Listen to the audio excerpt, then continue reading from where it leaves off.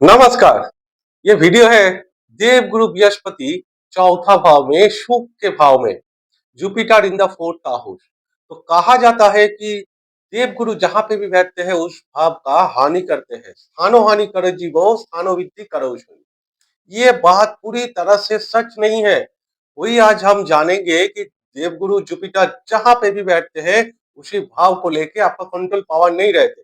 आपका हाथ से वो कंट्रोल पावर चले जाते हैं। मान लीजिए आपका देवगुरु बृहस्पति सप्तम भाव में बैठे हैं जीवन साथी के घर में, तो जीवन साथी के ऊपर आपका कंट्रोल पावर नहीं रहेंगे। अगर आपका पंचम भाव में बैठे हैं तो संतान को लेकर आपका जो कंट्रोल पावर है वो आपसे आपके हाथ से छूट जाएंगे। तो यही आज हम जानेंगे। हर एक लगन का अलग अलग रिजल्ट देखने को मिलेगा। 12 लगन का क्या रिजल्ट देते हैं ये जुपिटर देवगुरु बृहस्पति, वही हम चर्चा करेंगे।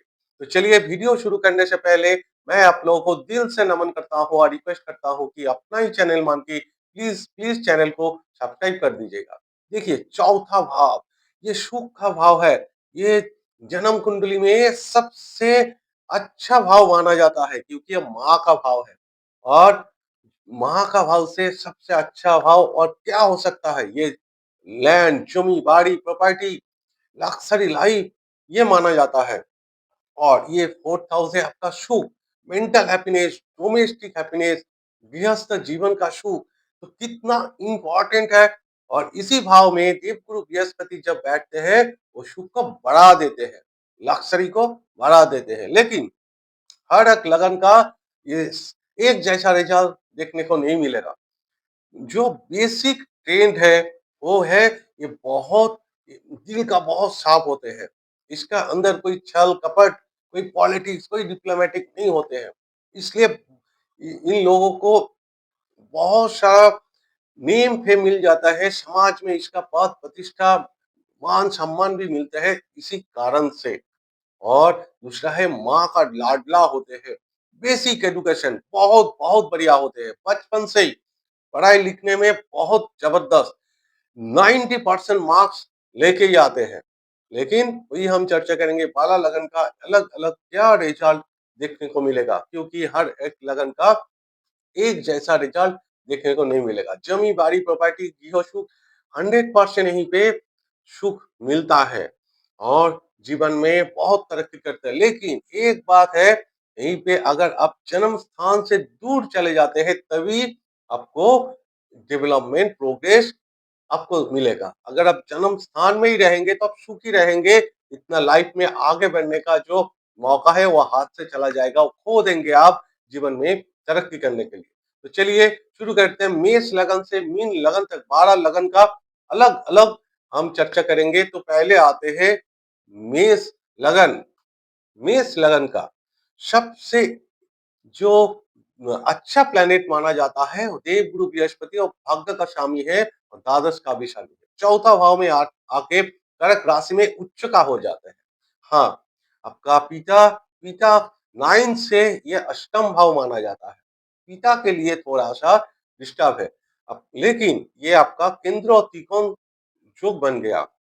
9th लॉर्ड और 4th लॉर्ड आपस में जुड़ गया, मतलब आपके डेस्टिनी लाभ बहुत बढ़िया है। आपको सपोर्ट जरूर मिलेगा। हाँ, आपका पिता के जीवन में शायद पहले हार्ड वर्क करना, पर हार्ड वर्क करके आपको पिताजी को डेवलप करना होता है। और द्वादश भाव से पंचम भाव है, तो द्वादश भाव है आपका नींद का, वेट प्लेजर का, विदेश का, वो भी बढ़िया रिजल्ट देखने को मिलेगा। तो मेष लगन के लिए एक बहुत बढ़िया राजयोग माना जाता है। अगर आपका मेष लगन है और धनु राशि है तब तो क्या कहना। ये चौथा और नवम का एक्सचेंज हो गया। तो ये सभी को नहीं मिलता। आपने पिछले जन्म में अच्छे कुछ काम किए होंगे इसलिए ही आपको ये प्लैनेटरी पोजीशन मिला होगा। हर किसी का मेष लगन धनु राशि सेजिटेरियस नहीं मिलता। और बहुत लाकी है ये लोग। दूसरा आते हैं ऋषभ लगन। ऋषभ लगन का अष्टम और एकादश का स्वामी है, 11th लॉर्ड है और अष्टम का स्वामी है। तो अष्टम का भाग्य स्थान है ये 4th हाउस, मतलब आपका जो जुपिटर यहीं पे सिंह राशि में बैठ गया तो अष्टम का स्वामी नवम में आ गया, मतलब आपके ससुराल बहुत बड़े अच्छे होंगे, ससुराल से बहुत प्यार मिलेगा आपको। अगर आप रिसर्च फील्ड में जाना चाहते हैं, रिसर्च ओरिएंटल कुछ काम करते हैं, अकाल में एस्ट्रोलॉजी तंत्र मंत्र में जाना चाहते हैं, बहुत बढ़िया है क्योंकि अष्टम का नवम है, भाग्य स्थान है, इतना अच्छा रिजल्ट मिलेगा। इनहेरिटेंस से आपको जरूर फायदा होगा, पिताजी का आपको जो प्रॉपर्टी मिलने का चांसेस बहुत बहुत बढ़िया है। और इनकम का आपका 11th से छठा है ये, तो अगर आप इनकम करेंगे, जो मेडिकल फील्ड में, लॉ के फील्ड में अगर जाना चाहते हैं, मेडिकल का कोई भी काम आप कर लेंगे तो ये भी इनकम के लिए बहुत बढ़िया माना जाता है। लेकिन आपका जो मामा पक्ष है, निनाल है, वहीं से आपको थोड़ा-सा दिक्कत मिल सकता है, क्योंकि देखिए ये वृषभ लगन का अकारक प्लैनेट माना जाता है देवगुरु बृहस्पति। मिथुन लगन का मिथुन लगन का सप्तम और दशम भाव का स्वामी है देवगुरु बृहस्पति। अगर चौथा भाव में आ जाए तो ये कन्या राशि में आ जाता है। तो ये आपका जो सप्तम भाव है, सप्तम से दशम भाव है आपका, ये फोर्थ हाउस, तो ये बहुत बढ़िया योग माना जाता है। और आपका दशम से सप्तम भाव है, सेवेंथ आपका 10th से 7th भाव है, सप्तम भाव है ये कन्या राशि के लिए। ये भी ये एक भावत भवन में बहुत बढ़िया राजयोग देखने को मिलेगा, क्योंकि देखिए चौथा भाव में बैठ के आपका सीधा कर्म भाव में दृष्टि, तो ये प्रोग्रेस आपको जरूर होंगे, लेकिन धीरे-धीरे आगे जाके जितना उम्र बढ़ते जाएँगे आपका, उतना दिन के बाद मतलब 34-5 इयर्स के बाद अगर आपको ये बृहस्पति देव का दशा मिल जाए एक बार, 16 साल का दशा, तो जीवन में बहुत तरक्की, बहुत आगे मिल सकता है आपको। हाँ, बहुत सारे लोग बोलेंगे कि ये जो आपका दोनों केंद्र स्थान है, जो केंद्राधिपति जो बनने जा रहा है, ये केंद्राधिपति जो बनने जा रहा है ये, तो ये अलग सा एक वीडियो लेके आएंगे, उसमें आपको पूरा मतलब ये बात पूरी तरह से सही नहीं है, जो 7th Lord and 10th Lord आके चौथा भाव में बैठ गया तो फोर्थ हाउस का पूरा हानि कर देंगे, ऐसे कुछ नहीं है। माँ का भी सपोर्ट मिलेगा, बेसिक एजुकेशन बहुत अच्छा होगा। माना कि ये देवगुरु बृहस्पति कन्या राशि में इतना अच्छा, उसको अच्छा घर माना नहीं जाता, लेकिन यहीं पे आपका शुक्रदेव देख लिया बृहस्पति को, तो ये कन्या लगन के लिए मतलब मिथुन लगन के लिए कन्या राशि में ये बैठा देवगुरु बृहस्पति, आगे जाके बहुत ही अच्छा रिजल्ट देखने को मिलता है।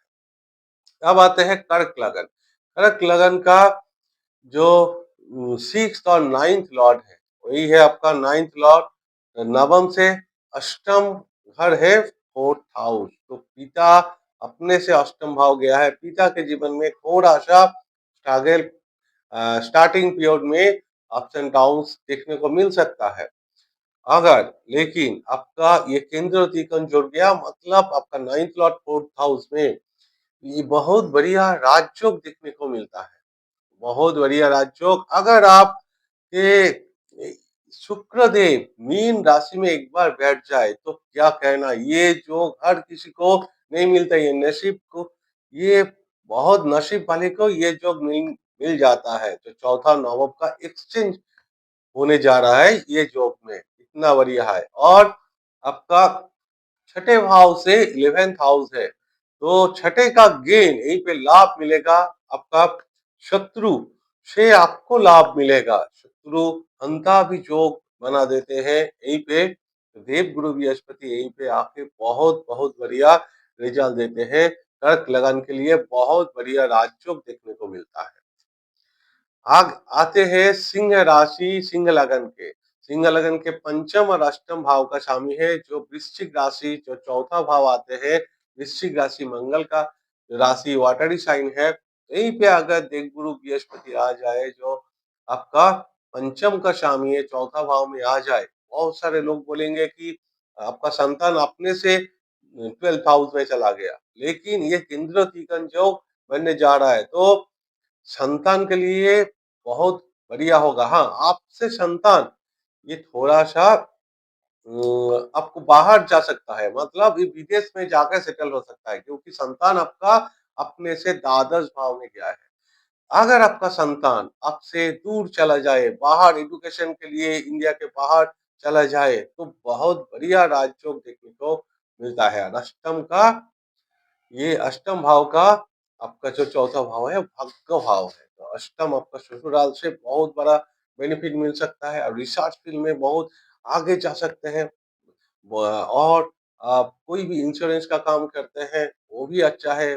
फिनांस, आर्ट्स और आपका अकाउंटेंसी, सीए, चार्टर्ड अकाउंटेंट बहुत बढ़िया है। ये जो अष्टम का भी रिजल्ट देखने को बहुत बड़ा एस्ट्रोलॉजर के भी चार्ट में ये योग देखने को मिलता है, जो अगर सिंगल लगन है और चौथा भाव में जुपिटर बैठे हैं, आपका अष्टम ग्रह ससुराल से बहुत बढ़िया बेनिफिट देखने को मिल सकता है। अब आते हैं कन्या लगन। कन्या लगन का चौथे का स्वामी खुद है, तो वो अपने घर में ही बैठ गया। ये तो बहुत बहुत अच्छा योग माना जाता है। बहुत सारे लोग बोलेंगे कि यही पे हानि कर देंगे, ये आपका जो स्थानो हानि करे जीव स्थानो वृद्धि करे शनि, ये बात पूरी तरह से सच नहीं है। जीव मतलब देवगुरु बृहस्पति, जो जहाँ पे भी बैठते हैं हानि नहीं करते, उसका बढ़ा देते हैं। हानि कहाँ पे करते हैं? शनि के घर में। शनि देव का 2 राशि है मकर और कुंभ, यहीं पे जाके हानि थोड़ा-सा करते हैं। और यही आपका स्थानो हानि करो जीवो स्थानो वृद्धि करो शनि, मतलब शनि देव ये देवगुरु बृहस्पति के राशि में आके वृद्धि करते हैं, बहुत बढ़िया रिजल्ट देते हैं।